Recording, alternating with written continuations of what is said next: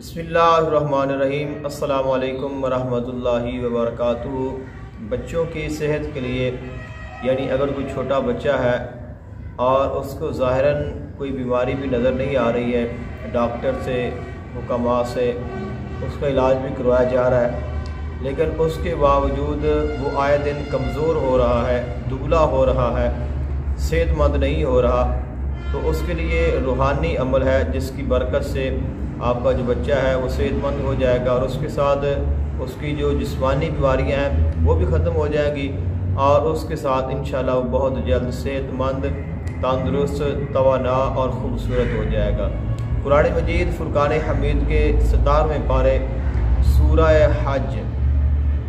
हज की ये आयत मुबारक है।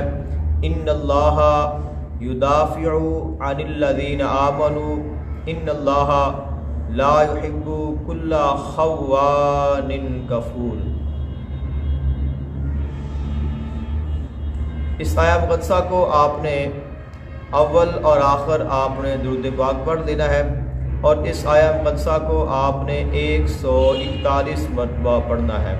इन्नल्लाहा युदाफ़िउ अनिल्लज़ीना आमनू इन्नल्लाहा ला युहिब्बु कुल्ला ख़व्वानिन कफ़ूर। इस आया मुक़द्दसा को आपने 141 मरतबा पढ़ देना है और आपने बच्चे को भी दम कर देना है और उसके साथ आपने पानी पर दम करके वो भी दे देना है। वो पानी पिलाते रहें, इंशाल्लाह चंद ही दिनों में जो बच्चा है वो सेहतमंद हो जाएगा, उसकी जो कमज़ोरी है, उसका जो दुबलापन है वो ख़त्म हो जाएगा और जिस्मानी और रूहानी तमाम जो अमराज हैं उनसे शिफा पा जाएगा।